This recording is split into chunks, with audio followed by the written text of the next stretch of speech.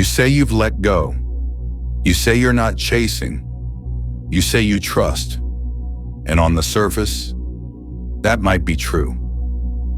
You're calmer, less reactive. You're not forcing things like before, but there's still something subtle running in the background, waiting. Not always obvious, not always conscious, but present. A quiet sense of, it's coming. It will happen. I just need to give it time. And it feels harmless, even healthy, because you're not desperate anymore. You're patient. You're allowing. But structurally, waiting does something very specific. It places what you want in the future. Not here, not now, later. And the moment something is placed in the future, a position is created.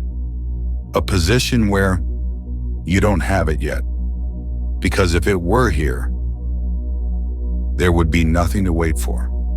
You don't wait for something that already feels done. You don't sit in anticipation of something that feels present. So even if you've stopped chasing, if you're still waiting, you're still holding the same structure, just in a calmer form.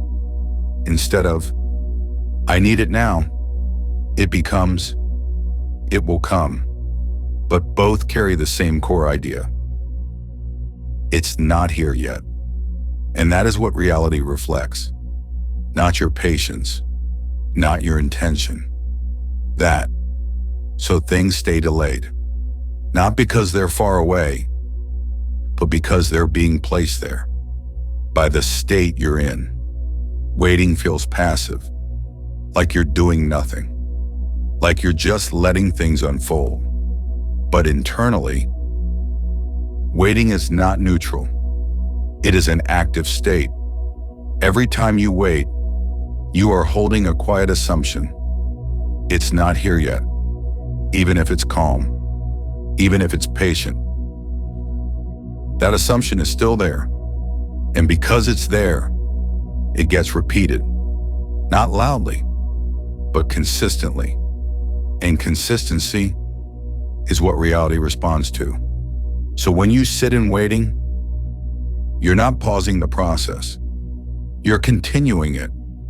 You're maintaining a version of reality where the thing you want is always on the way, never here, always approaching, never arrived. And that's exactly what you experience. Time passes, but nothing fully lands. You see signs, small movement, moments that feel close, but not complete. Because the state itself doesn't allow completion. It only allows progression. And progression without arrival feels like delay, but it's not delay. It's consistency. You're consistently holding. Not yet. So reality consistently shows. Not yet. In different forms, different timelines, different situations. But the same structure, always almost there, never fully here. And the more you wait, the more natural that structure feels, the more it becomes your baseline, until it feels normal. To not have it yet, to expect time, to expect process, to expect delay. But that expectation is exactly what keeps it in place. Because reality isn't responding to time. It's responding to position. And waiting is a position where you don't have it yet. Waiting feels mature. It feels controlled. It feels like you've finally learned not to rush, not to force, not to be desperate. So when you stop chasing and start waiting, it feels like progress, like you've evolved. And in some ways, you have. Because you've dropped intensity, you've dropped pressure. But what hasn't changed is the position. You're still relating to what you want as something separate from you, something that needs to arrive, just not urgently anymore. And that's why waiting feels right, because it's calmer. It doesn't feel chaotic. It doesn't feel like lack. But structurally, it's the same thing. It's still based on, it's not here yet, just with less emotion attached. And that makes it harder to notice, because it doesn't feel like a problem. It feels like patience. But patience still assumes time, still assumes distance, still assumes that something needs to move from there to here. And that assumption is what keeps it there, because reality reflects structure, not intensity.